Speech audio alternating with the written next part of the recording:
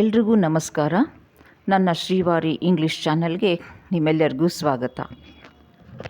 Friends, ಇವತ್ತಿನ ದಿವಸ ನನ್ನ ಈ ಇಂಗ್ಲೀಷ್ ವಿಡಿಯೋ ನಿಧಾನವಾಗಿ ನಿಮಗೆ ಪೂರ್ತಿ ಕನ್ನಡದಲ್ಲಿ ಎಕ್ಸ್ಪ್ಲನೇಷನ್ ಕೊಡಬೇಕು ಅಂತ ನಾನು ನಿಧಾನವಾಗಿ ಕ್ವೆಶ್ಚನ್ ಪೇಪರ್ನ ಸೆಟ್ ಮಾಡ್ಕೊಂಡು ತೊಗೊಂಬಂದಿದ್ದೀನಿ. ದಯವಿಟ್ಟು ನನ್ನ ವೀಡಿಯೋಸ್ನ ನೋಡಿ ಇದರ ಉಪಯೋಗ ಪಡ್ಕೊಳ್ಳಿ. ಹಾಗೆ ನಿಮಗಿದು ಕೇಳಿಸ್ಕೊಂಡ್ರೇ ಎಷ್ಟೋ ಸಹಾಯ ಆಗುತ್ತೆ ಅಂತ ನಾನು ಅನ್ಕೋತೀನಿ. ಹಾಗಾದರೆ ಖಂಡಿತ ವೀಡಿಯೋಸ್ನ ಶೇರ್ ಮಾಡಿ, ಸಬ್ಸ್ಕ್ರೈಬ್ ಮಾಡಿ, ಲೈಕ್ ಮಾಡಿ, ಕಮೆಂಟ್ ಕೂಡ ಮಾಡಿ. ಹಾಗಾದರೆ ಶುರು ಮಾಡೋಣ. ಫ್ರೆಂಡ್ಸ್, ಈಗ ನೋಡಿ, question number 40 to 43, a statement has been given and part of the statement is underlined. After reading the statement correctly, carefully, you have to choose the best option for the underlined section of the sentence. ಹಾಗಂದರೆ ಒಂದು sentence ಕೊಟ್ಟಿದ್ದಾರೆ, ನಿಮಗೆ ಗೊತ್ತಾಗುತ್ತೆ. ಒಂದು sentence ಕೊಟ್ಟಿದ್ದಾರೆ, ಆ ಸೆಂಟೆನ್ಸ್ಗೆ ಕರೆಕ್ಟಾಗಿ grammatical meaning ಎಲ್ಲನೂ ಸರಿಯಾಗಿರೋ ಹಾಗೆ 4 ಆಪ್ಷನ್ಸ್ ಕೊಟ್ಟಿದ್ದಾರೆ. ಸರಿಯಾಗಿರೋ ಹಂಗೆ ಒಂದು ಮಾತ್ರ ಇದೆ, 4 ಆಪ್ಷನ್ಸ್ ಕೊಟ್ಟಿದ್ದಾರೆ. ನಾವು ಸೆಂಟೆನ್ಸ್ನ ಕೇರ್ಫುಲ್ಲಾಗಿ ಓದ್ಬಿಟ್ಟು ಅದಕ್ಕೆ ಯಾವ್ದು ಮ್ಯಾಚ್ ಆಗುತ್ತೆ ಅಂತ ಕಂಡುಹಿಡಿಯೋಣ. There is doctor Kalam whom they assert is the most distinguished scientist in the country. ನಾವಿಲ್ಲಿ ಒಂದು ಪಾರ್ಟ್ ನೋಡೋಣ. ಒಂದು ಪ್ರೆಸೆಂಟ್ ಟೆನ್ಸ್ ಇದೆ, ಈಸ್ ಇದೆ, ಆಮೇಲೆ ಹೂಮ್ ಇದೆ. ಸೊ ನೋಡೋಣ ಯಾವ್ದು ಮ್ಯಾಚ್ ಆಗುತ್ತೆ ಅಂತ. ನಾನು ಹಿಂದಿನ ವೀಡಿಯೋಸಲ್ಲಿ ಹೇಳ್ದಂಗೆ ಮೊದಲು ರಾಂಗ್ ಇರೋದನ್ನೆಲ್ಲ ಕಟ್ ಮಾಡ್ತಾ ಬರೋಣ. ಸೊ ನಮಗೆ ರೈಟ್ ಒಂದು 2 ಮಾತ್ರ ಉಳ್ಕೊಳ್ಳುತ್ತೆ, ಅದರಲ್ಲಿ ಸೆಲೆಕ್ಟ್ ಮಾಡ್ಕೊಳ್ಳೋಣ. ಫಸ್ಟು ಸೆಂಟೆನ್ಸ್ ಪ್ರೆಸೆಂಟ್ ಟೆನ್ಸಲ್ಲಿದೆ, ಮತ್ತು ಹೂಮ್ ಇದೆ. ಯಾವ್ಯಾವುದಿದೆ ನೋಡೋಣ. ಆಪ್ಷನ್ ನಂಬರ್ ಫಸ್ಟ್ ಒನ್ ಇದೆ ಹೂ ದೇ ಅಸರ್ಟ್, ಸೊ ಆಗಲ್ಲ. ಸೆಕೆಂಡ್ ಒನ್ ಇದೆ whom they assert was the most distinguished scientist in the country, but ಇದು ಕೂಡ ಆಗಲ್ಲ. ಯಾಕೆ ಹೇಳಿ? There is doctor Kalam whom they assert is the most distinguished scientist in the country ಇದೆ. So ನಮಗಿಲ್ಲಿ ಕೊಟ್ಟಿರೋ ಅರ್ಥ ಸರಿಯಾಗಿ ಬರಬೇಕಂತ ಹೇಳಿದ್ರೆ ನಾವು ಸೆಂಟೆನ್ಸ್ ಹೂಮ್ ಕೂಡ ಇರಬೇಕು, ಈಸ್ ಕೂಡ ಇರಬೇಕು, ಮತ್ತು ಉಳಿದಿದ್ದೆಲ್ಲನೂ ಮ್ಯಾಚ್ ಕೂಡ ಆಗಬೇಕು. ಹಾಗಾದರೆ ನೆಕ್ಸ್ಟ್ ಹೂಮ್ ಯಾವುದಿದೆ ನೋಡೋಣ. ಹೂಮ್ they assert is the most distinguished scientist in the country. So option number 4 ಸರಿಯಾದ ಉತ್ತರ. Next one, 41st question. This kind of behavior has not been seen here since the last 10 years. So ಇಲ್ಲಿ ನಾನು ನಿಮಗೆ ಒಂದು ವಿಷಯ ಹೇಳಲೇಬೇಕು. Since ಯಾವಾಗ use ಮಾಡ್ತೀವಿ ಅಂತ ಹೇಳಿದ್ರೆ, ಸಿನ್ಸ್ ಯೂಸ್ ಮಾಡಬೇಕಾದ್ರೆ ನಮಗೆ ಅದ್ರ ಜೊತೆ ಕಂಟಿನ್ಯೂಸ್ ಬರಬೇಕು. For example, since Monday she is absent. I have been working in this college since 10 years. 10 ವರ್ಷದ ಹಿಂದೆ ನಾನು ಕೆಲಸ ಮಾಡೋಕ್ಕೆ ಶುರು ಮಾಡಿದೆ, ಈಗಲೂ ಕೆಲಸ ಮಾಡ್ತಾಯಿದ್ದೀನಿ ಅಂತ. 10 ವರ್ಷದ ಹಿಂದಿಂದ ನಾನು ಕೆಲಸ ಮಾಡ್ತಾನೇ ಇದ್ದೀನಿ ಅಂತ. ಆದರೆ ಫಾರ್ ಹಂಗಲ್ಲ. For is only for a certain period of time. ನೋಡಿ, this kind of behaviour has not been seen here since the last 10 years ಅಂತ ಇದೆ. ಹಾಗಾದರೆ ಇವಾಗ ಯಾವುದು ತಪ್ಪು? This kind of behaviour has not been seen here since the last 10 years. ನಮಗಿಲ್ಲಿ since ಯಾವುದು, since cut ಆಗಬೇಕು. ಸಿನ್ಸ್ ಬದಲು ಯಾವ್ದು ಬರುತ್ತೆ ನೋಡೋಣ. Option number 1 from the last 10 years ಆಗಲ್ಲ, ಫ್ರಮ್ ಲಾಸ್ಟ್ 10 years ಆಗಲ್ಲ, for the last 10 years, last one of the last 10 years. So ಇದರಲ್ಲಿ right answer for the last 10 years. This kind of behaviour has not been seen for the last 10 years ಅಂತ correct ಆಗುತ್ತೆ. Next one, 42nd. If I would have realise the nature of the task earlier I would never have accepted it. ಇದು spoken ಇಂಗ್ಲೀಷ್ನಲ್ಲಿ ನಾವು ಯಾವಾಗಲೂ ಹಿಂಗೆ ಮಾಡ್ತೀವಿ. If I would have not non I would have not gone ಅಂತ ಇಮಿಡಿಯೇಟಾಗಿ I would have ತೊಗೊಂಡ್ಬಿಡ್ತೀವಿ. ಇದು spoken ಇಂಗ್ಲೀಷ್ನಲ್ಲಿ ನಾವು ಆಡಿಯನ್ಸ್ಗೆ ಅರ್ಥ ಆಗೋ ಹಂಗೆ ಮಾಡೋಕ್ಕೆ ಒಂದು ಟ್ರಿಕ್ ಅಂತಲೇ ನಾವು ಹೇಳ್ಬೋದು. ಮತ್ತು ನಾವು ಎದುರುಗಡೆ ಕೇಳಿಸ್ಕೊಳ್ಳೋರಿಗೆ ನಮ್ಮ ಮನಸ್ಸಿನಲ್ಲಿ ಏನಿದೆಯೋ ಅದನ್ನು ನಾವು ಕನ್ವೆ ಮಾಡಿಬಿಡ್ತೀವಿ. ಆದರೆ ಇದು ರೈಟಿಂಗ್ ಇಂಗ್ಲೀಷಲ್ಲಿ ಆಗಲ್ಲ. ರೈಟಿಂಗಲ್ಲಿ ಏನಾಗುತ್ತೆ, if I would have not realized the nature of the task earlier, I would had been never accepted it, ಅಥವಾ never had I been accepted it ಅಂತ ಆಗ್ತಾ ಇತ್ತು. ಸೊ ಇಲ್ಲಿ ನಮಗೆ ಆಪ್ಷನ್ ನಂಬರ್ 3 ಸರಿಯಾದ ಉತ್ತರ. Next one, 43rd question.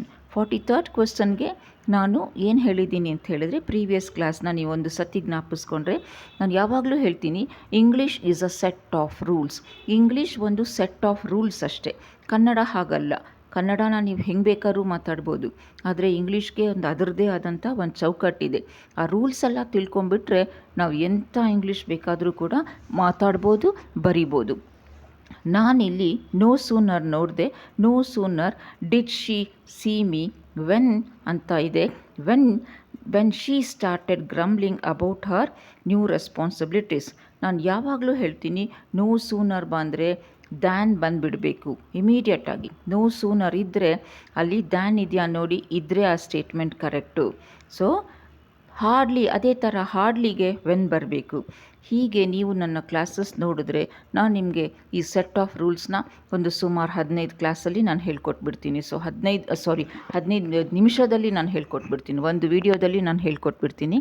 But ಅದಕ್ಕಿಂತ ಮೊದಲು ನೀವು ನನ್ನ ವೀಡಿಯೋಸ್ ನೋಡಲೇಬೇಕು. ಯಾಕೆ ಅಂತ ಹೇಳಿದ್ರೆ, ಎಕ್ಸ್ಪ್ಲನೇಷನ್ ಎಲ್ಲ ನಿಮಗೆ ಇದನ್ನೆಲ್ಲ ಒಂದು ಸತಿ ನೋಡಿದ ಮೇಲೆ ನಿಮಗೆ ಲಾಸ್ಟಿಗೆ ಅದು ಬೈ ಹಾರ್ಟ್ ಏನಿರುತ್ತಲ್ಲ, ನಾನೇನು ಹೇಳ್ಕೊಡ್ತೀನಲ್ಲ ಅದು ನಿಮಗೆ ಖಂಡಿತವಾಗ್ಲೂ ಬೈ ಹಾರ್ಟ್ ಆಗಿಬಿಡತ್ತೆ.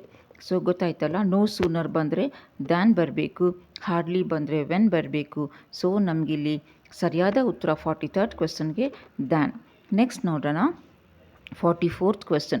Each of the question number from 44 to 48 has a word given in the meaning followed by 4 options. You have to identify the most appropriate meaning. ಅಂದರೆ ಅದಕ್ಕೆ ಅರ್ಥ ಆಗುವಂಥದ್ದು ಸಿನಾನಿಮ್ ಬರಬೇಕು, ಅದಕ್ಕೆ ಸಮಾನಾರ್ಥಕ ಬರುವಂಥದ್ದು ನಾವು ನೋಡಬೇಕು. ಫಸ್ಟ್ ಒನ್ ನೋಡೋಣ, ಬೆಕ್ವೆತ್ ಅಂತ ಹೇಳಿದ್ರೆ ಏನು ಅಂತ. ಬೆಕ್ವೆತ್ ಅಂತ ಹೇಳಿದ್ರೆ ತಾನು ಸತ್ತ ಮೇಲೆ, ತಾನು ಬರೆದಿರೋ ಅಂಥ ವಿಲ್ಲು ಸತ್ತ ಮೇಲೆ ಇನ್ನೊಬ್ಬರಿಗೆ ತಲುಪುವಂಥದ್ದನ್ನು ಬೆಕ್ವೆತ್ ಅಂತ ಹೇಳ್ತಾರೆ. ಸೊ ಹಾಗಾದರೆ ಇಲ್ಲಿ ಸರಿಯಾದ ಉತ್ತರ to leave something to someone in will. So ಆ ವಿಲ್ನ ಅಫ್ಕೋರ್ಸ್ ನಿಮಗೆ ಗೊತ್ತೇ ಇರ್ಬೋದು, ವಿಲ್ ಅಂತ ಹೇಳಿದ್ರೆ ಮರಣ ಪತ್ರ ಅಂತ ಹೇಳಿ. ಸೊ ಇದನ್ನು ಬೆಕ್ವೆತ್ ಅಂತ ಕರೀತಾರೆ. Next one 45th question, accountability. Accountability ಅಂತ ಹೇಳಿದ್ರೆ being answerable for ones actions. So ಆ ಪರ್ಸನ್ ತುಂಬ ಅಕೌಂಟೇಬಲ್ ಪರ್ಸನ್ ಅಂತ ಹೇಳ್ತೀವಿ, ಅವನಿಗೊಂಥರ ಅಕೌಂಟಬಿಲಿಟಿ ಇದೆ ಅಂತ ಹೇಳಿದರೆ, ಯಾತಕ್ಕೆ ಈ ವರ್ಡ್ನೇ ಅಕೌಂಟಬಿಲಿಟಿ, ಇದೇನು ಇದು ಅಕೌಂಟ್ಸ್ ಮಾಡೋದಲ್ಲ, ಇದು ಯಾತಕ್ಕೆ ಈ ಥರ ಹೇಳೋದು ಅಂತ ಹೇಳಿದರೆ, ಆ ಮನುಷ್ಯ ತುಂಬ ಡೈನಮಿಕ್ ಮನುಷ್ಯ, ಸರಿಯಾಗಿ ಮಾತಾಡ್ತಾನೆ, ಯಾವ ಪ್ರಶ್ನೆಗೆ ಹೆಂಗೆ ಬೇಕೋ ಹಾಗೆ ಕರೆಕ್ಟ್ ಬಿಹೇವಿಯರ್, ಕರೆಕ್ಟಾಗಿ ಆನ್ಸರ್ ಕೊಡ್ತಾನೆ ಅಂತ ಹೇಳೋದನ್ನು ಅಕೌಂಟೇಬಲ್ ಪರ್ಸನ್, ಅಕೌಂಟಬಿಲಿಟಿ ಇದೆ ಅವನಿಗೆ ಅಂತ ಕೂಡ ಹೇಳ್ತಾರೆ. ಸೊ ಅದಕ್ಕೆ ಸರಿಯಾದ ಉತ್ತರ option number 2, being answerable for ones action. Next delegation. Delegation ಅಂತ ಹೇಳಿದ್ರೆ ಅಸೈನಿಂಗ್ ಟಾಸ್ಕ್ ಟು ಅದರ್. ತುಂಬ ಡೆಲಿಗೇಟಾಗಿ ಇರ್ತಾರವರು ಅಂತ ನಾವು ಹೇಳ್ತೀವಿ. ಸೊ ಬೇರೆಯವ್ರನ್ನ ಕರೆಕ್ಟಾಗಿ ಹ್ಯಾಂಡಲ್ ಮಾಡ್ತಾರೆ. ಅಸೈನಿಂಗ್ ಟಾಸ್ಕ್ ಟು ಅದರ್ಸ್, ಬೇರೆಯವ್ರಿಗೆ ಟಾಸ್ಕ್ ಕೊಡೋದು ಅಂತಲೂ ಅಲ್ಲ, ಎಕ್ಸಾಕ್ಟಾಗಿ ಹಾಗಾಗಲ್ಲ. ಅಸೈನಿಂಗ್ ಟಾಸ್ಕ್ ಟು ಅದರ್ಸ್, ಇನ್ನೊಬ್ಬರನ್ನ ಕಂಟ್ರೋಲ್ ಮಾಡೋ ಕೆಪಾಸಿಟಿ ಇರೋನ್ನ ಡೆಲಿಗೇಟೆಡ್ ಪರ್ಸನ್ಸ್ ಅಂತಲೂ ಕರೀತಾರೆ. ನೆಕ್ಸ್ಟು ಡಿಗ್ಯಾಮೇಷನ್. ಡಿಗ್ಯಾಮೇಷನ್ ಅಂತ ಹೇಳಿದ್ರೆ ಸ್ಟೇಟ್ಮೆಂಟ್ ಡ್ಯಾಮೇಜಿಂಗ್ ಒನ್ಸ್ ರೆಪ್ಯುಟೇಷನ್. ಬೇರೆಯವರ ರೆಪ್ಯುಟೇಷನ್ನ ಹಾಳು ಮಾಡುವಂಥ ಸ್ಟೇಟ್ಮೆಂಟ್ ಕೊಡೋದಕ್ಕೆ ಡಿಗ್ಯಾಮೇಷನ್ ಅಂತ ಹೇಳ್ತಾರೆ. ನೆಕ್ಸ್ಟು ಚಾಟಲ್ಸ್. ಚಾಟಲ್ಸ್ ಅಂತ ಹೇಳಿದ್ರೆ all tangible movable personal property. So ಅರ್ಥ ಆಗ್ತಾ ಇದೆ ಅಂತ ಕಾಣಿಸುತ್ತೆ. Option number 3 ಚಾಟಲ್ಸ್ಗೆ ಸರಿಯಾಗತ್ತೆ. ಸೊ ನಾನು ಸ್ವಲ್ಪ ಬೇಗ ಹೇಳ್ತಾ ಇದ್ದೀನಿ, ಯಾಕಂದರೆ ನಿಮಗೆ ಒಂದು 20-25 ನಿಮಿಷದ ವೀಡಿಯೋ ಮಾಡಿಬಿಟ್ರೆ ಅದು ನಿಮಗೆ ಕೇಳೋಕ್ಕೆ ಬೇಜಾರು ಕೂಡ ಆಗುತ್ತೆ. ಒಂದು ಸತಿ ವೀಡಿಯೋ ಆನ್ ಮಾಡಿಬಿಟ್ಟು ನೀವು ಏನೋ ಮಾಡ್ತಾ ಅಥವಾ ಏನೋ ನೋಡ್ತಾ ಅವ್ನು ಕೇಳಿಸ್ಕೊಂಡ್ಬಿಟ್ರೆ ಅದು ನಿಮಗೆ ಎಷ್ಟೋ ತಲೆಗೆ ಹೋಗುತ್ತೆ. ಅದೇ ಉದ್ದೇಶ, ನಾನು ಬೇರೆ ಆಪ್ಷನ್ಸ್ನೆಲ್ಲ ನಾನು ಎಕ್ಸ್ಪ್ಲೇನ್ ಮಾಡ್ತಾ ಇಲ್ಲ, ಕರೆಕ್ಟು ರೈಟ್ ಆನ್ಸರ್ ಮಾತ್ರ ನಾನು ಹೇಳ್ತಾ ಇದ್ದೀನಿ. ಅದು ಯಾಕೆ ರೈಟ್ ಅಂತ ನಾನು ಹೇಳ್ತಾ ಇದ್ದೀನಿ. ಓಕೆ, ಸೊ ನೆಕ್ಸ್ಟ್ ಒನ್ 49ಇಂದ 53rd ಕ್ವೆಶ್ಚನ್ಗೆ, choose the word which is an antonym. ವಿರುದ್ಧಾರ್ಥಕ ಪದನ ಕಂಡುಹಿಡಿಯೋದು. ಕಲ್ಫೆಬಲ್. ಕಲ್ಫೆಬಲ್ ಅಂತ ಹೇಳಿದ್ರೆ ಆರೋಪ. ಸೊ ಅದಕ್ಕೆ ವಿರುದ್ಧಾರ್ಥಕ ಪದ ಅಂತ ಹೇಳಿದ್ರೆ ಬ್ಲೇಮ್ಲೆಸ್, ಆರೋಪ ಇಲ್ಲದ್ದು ಅಂತ. Next ಗ್ರೆಗ್ಯಾರಿಯಸ್.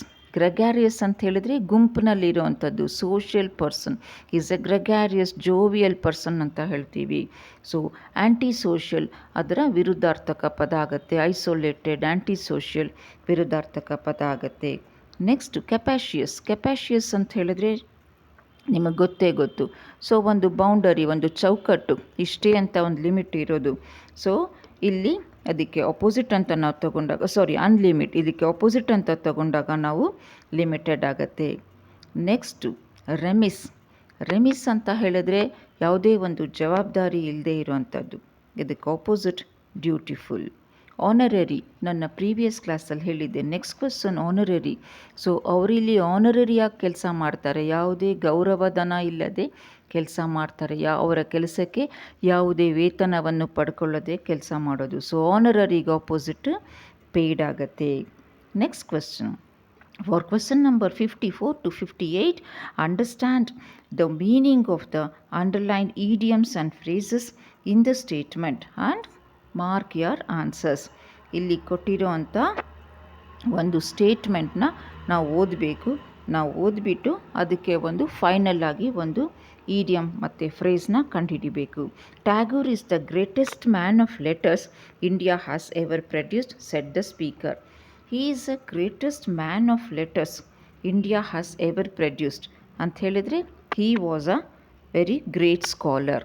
So man of letters ಅಂತ ಹೇಳಿದ್ರೆ ಅವನು ಬಹಳ ಬುದ್ಧಿವಂತ. ಯಾವುದರಲ್ಲಿ? So in literature. ಅದಕ್ಕೋಸ್ಕರ ನಮಗಿಲ್ಲಿ ಅರ್ಥ ಆಪ್ಷನ್ ನಂಬರ್ 4 ಉತ್ತರ ಆಗುತ್ತೆ. Next, it was an acid test for the government. Acid test ಅಂತ ಹೇಳಿದ್ರೆ severe and final test. So next one, Sarojini Naidu could be called a lady with a blue stockings. A person with blue stockings is considered as a person with great literary taste ಅಂತ. So ಇದು ಜ್ಞಾಪಕ ಇಟ್ಕೊಳ್ಳೋ ಅಂಥದ್ದು. Option number 2 ಸರಿಯಾದ ಉತ್ತರ. Next one, the captain of the rival team paid left handed compliment to the winning team. ಇದಕ್ಕೆ ನೀವು ಜ್ಞಾಪಕ ಇಟ್ಕೊಳ್ಬೇಕಾಗಿಲ್ಲ, ಇದನ್ನು ನೀವು ಓದಿದ್ರೇ ಗೊತ್ತಾಗ್ಬಿಡುತ್ತೆ. Captain of the rival team paid left handed compliment. Left handed, ನಾವು ಎಡಗೈಯಿಂದ ಕಾಂಪ್ಲಿಮೆಂಟ್ ಕೊಡೋದಂದರೆ ಏನರ್ಥ? Complimented unfriendly. ಸೊ ಅನ್ಫ್ರೆಂಡ್ಲಿಯಿಂದ ಕಾಂಪ್ಲಿಮೆಂಟ್ ಕೊಡುವಂಥದ್ದು. ಸೊ ಆಪ್ಷನ್ ನಂಬರ್ 4 ಸರಿಯಾದ ಉತ್ತರ. ಆಮೇಲೆ next one, 58th one, the police left no stone unturn to trace the culprits. ಯಾವುದೇ ಒಂದು ಸಣ್ಣ ವಿಷಯನೂ ತಿರುಗಿಸ್ತೇ ಬಿಡಲಿಲ್ಲ ಅವರು. ಸೊ ನೋ ಸ್ಟೋನ್ ಅನ್ಟರ್ನ್, ಒಂದು ಕಲ್ಲನ್ನು ಕೂಡ ತಿರುಗಿಸಾಕಿದ್ರು ಅಂತ ಹೇಳೋಕ್ಕೆ ಅದು ಅರ್ಥ. ಇದಕ್ಕೆ ಉತ್ತರ, the police paid no effort to trace the culprit ಅಂತ. Next one, choose the answer which is nearest in meaning. ಸಿನಾನಿಮ್ಸ್ನ ಕಂಡುಹಿಡಿಯೋದು. The policies formed by government should be benevolent. ಬೆನೆವಲೆಂಟ್ಗೆ ಸಿನಾನಿಮ್, ಬೆನೆವಲೆಂಟ್ ಅಂತ ಹೇಳಿದ್ರೇ ಯೂಸ್ಫುಲ್, ಫ್ರೆಂಡ್ಲಿ ಅಂತ. ಸೊ ಇಲ್ಲಿ synonyms ಅಂತ ತಗೊಂಡ್ರೆ ಗುಡ್, ಜಸ್ಟ್ ಆ್ಯಂಡ್ ಫೇರ್ ಅಂತ ಆಗುತ್ತೆ. Next, some criminal cases prolong so many years and finally due to lack of proper witness criminals are acquitted ಅಂತ ಹೇಳಿದಾಗ ಇಲ್ಲಿ ಸೆಂಟೆನ್ಸ್ ನಾವು ಅರ್ಥ ಮಾಡ್ಕೋಬೇಕು. Some criminal cases prolong so many years and finally due to lack of proper witness. ಯಾವುದೇ ಸಾಕ್ಷಿ ಆಧಾರ ಇಲ್ಲದೆ ಎಷ್ಟೋ ಕ್ರಿಮಿನಲ್ಸ್ನ ಅಕ್ವಿಟ್ ಮಾಡಿಬಿಡ್ತಾರೆ ಅಂತ ಹೇಳಿದರೆ ಡಿಕ್ಲೇರ್ಡ್ ನಾಟ್ ಗಿಲ್ಟಿ, ಅವನು ಆರೋಪಿ ಅಲ್ಲ, ತಪ್ಪಿತಸ್ಥ ಅಲ್ಲ ಅಂತ ಹೇಳಿ ಅಕ್ವಿಟ್, ಆ ಥರ ಹಾಗೆ ಜಡ್ಜ್ ಮಾಡೋದು ಅಂತ. Next, the magician's adroitness was remarkable and left the audience dazed. So adroitness ಅಂತ ಹೇಳಿದ್ರೆ ಪವರ್ ಆಫ್ ಇಂಪ್ರೆಸ್ ಅಂತ. ಅವನ ಸ್ಟೈಲಿಂದನೋ, ಅವನ ಮಾತಿಂದನೋ, ಅಥವಾ ಇಂಪ್ರೆಸ್ ಮಾಡೋ ಪವರಿಂದನೋ. So he left the audience dazed. So ಅದಕ್ಕೆ answer option number 4, dexterity. Next, 62nd question. The guest grandiloquent talks miffed the host. ಇದು ಕೂಡ ಅದೇ ಅರ್ಥ. ಸೊ ಇದು ಕೂಡ ಇಂಪ್ರೆಸ್ ಮಾಡೋದು, ಅವನ ಮಾತಿನಿಂದ, ಅವನ ಸ್ಟೈಲಿಂದ ಅವನು ಇಂಪ್ರೆಸ್ ಮಾಡಿದಾಗ ಮಿಫ್ಟ್ ದ ಹೋಸ್ಟ್ನ ತುಂಬ ಅಟ್ರಾಕ್ಟ್ ಆಯಿತು ಅಂತ ಇದು. ಸೊ ಹಾಗಾದರೆ ಇದಕ್ಕೆ ಆಪ್ಷನ್ ಲಾಫ್ಟಿ ಅಂತ ತಗೊಳಕ್ಕಾಗತ್ತೆ. Next one, the raging storm roiled the sea. Raging, ತುಂಬ ರೇಜ್ ಆಗಿಬಿಟ್ಟ ಅವನು, ಮಾತಾಡ್ತಾ ರೇಜ್ ಆಗಿಬಿಟ್ಟ ಅಂತ ಹೇಳ್ತೀವಿ. ರೇಜ್ ಆಗೋದು ಅಂತ ಹೇಳಿದ್ರೆ ಕೆರಳೋದು ಅಂತ. So it roil the sea waters ಅಂತ ಹೇಳಿದರೆ ಮಂಥನ ಮಾಡೋದು, ಅದು ಹೇಗೆ ಇದು ಅಲೆಗಳು ಹೇಗೆ ಕೆರಳಿತು ಅಂತ ಹೇಳಿದರೆ ಸಮುದ್ರನೇ ಏನೋ ಮಂಥನ ಮಾಡ್ತಿದೆಯೇನೋ ಅಂತ.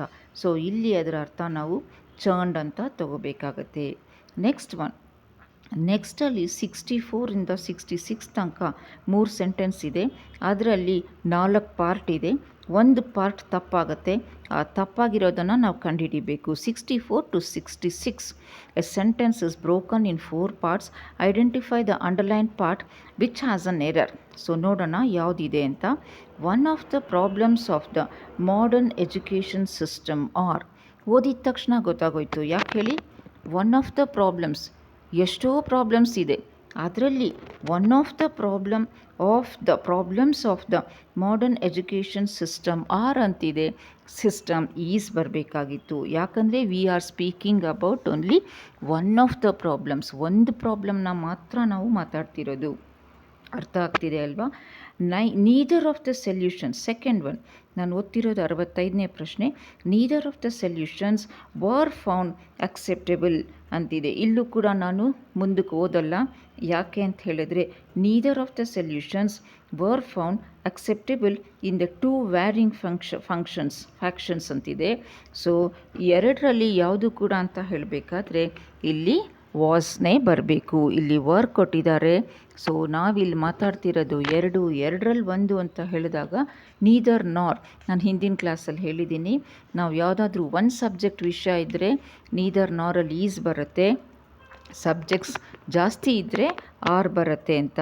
ನಾವಿಲ್ಲಿ neither of the solutions so were found acceptable to the 2 varying factions ಅಂತ ಹೇಳಿದರೆ ನಾವು ಎರಡರಲ್ಲಿ ಒಂದು ಅಂತ ಮಾತಾಡ್ತಿರ್ಬೇಕಾದ್ರೆ ಅಲ್ಲಿ ವಾಸ್ ಬರಬೇಕು. Next one, our company is the only one of the companies which has shown A growth in man power this year. Sentence ಓದೋಣ ನೋಡಿ. Our company is the only one of the companies. ನಮ್ಮ company ಒಂದೇ ಒಂದು company ಅಂತ ಮಾತಾಡಬೇಕಾದ್ರೆ ನಮ್ಮ company ಒಂದೇ ಒಂದು ಕಂಪನಿಗಳು ಅಂತ ನಾವು ಮಾತಾಡಲ್ಲ, ಹೌದಲ್ವಾ? Our company is the only one of the company, only one company. Our company is the one company ಅಂತ ಇಲ್ಲಿ ಬರಬೇಕು. ಸೊ ನಮಗಿಲ್ಲಿ ಮತ್ತೆ ಆಪ್ಷನ್ ನಂಬರ್ 2 ಕೊಟ್ಟಿರೋದು ತಪ್ಪಾಗತ್ತೆ. ಸೊ ಭಾಳ ಕ್ವಿಕ್ಕಾಗಿ ನಾನು ಕಡಿಮೆ ಕ್ವೆಶನ್ಸ್ನ ಕ್ಲಿಯರಾಗಿ ಹೇಳಿದ್ದೀನಿ ಅಂತ ಅಂದ್ಕೊಳ್ತೀನಿ. ಮತ್ತೆ ನನ್ನ ವೀಡಿಯೋಸ್ನ ಕೇಳಿ. ಸೊ ಕೇಳ್ತಾ ನಿಮಗೆ ಎಷ್ಟೋ ಹೆಲ್ಪ್ ಆಗುತ್ತೆ. ನಾನು ಯಾವಾಗಲೂ ಹೇಳೋ ಹಾಗೆ ನಾವು ಕೇಳಿದ್ದು ಮತ್ತೆ ಓದಿದ್ದು ಎರಡೂ ಕೂಡ ಮೈಂಡಲ್ಲಿ ಹಾಗೆ ಉಳ್ಕೊಳ್ಳುತ್ತೆ. ಸೊ ಖಂಡಿತವಾಗ್ಲೂ ಒಂದು 4-5 ಸತಿ ಕೇಳಿ, ನಿಮ್ಗೆ ಅರ್ಥ ಆಗುತ್ತೆ. ಸೊ ಕಮೆಂಟ್ ಮಾಡಿ, ಸಬ್ಸ್ಕ್ರೈಬ್ ಆಗಿ. Thank you very much.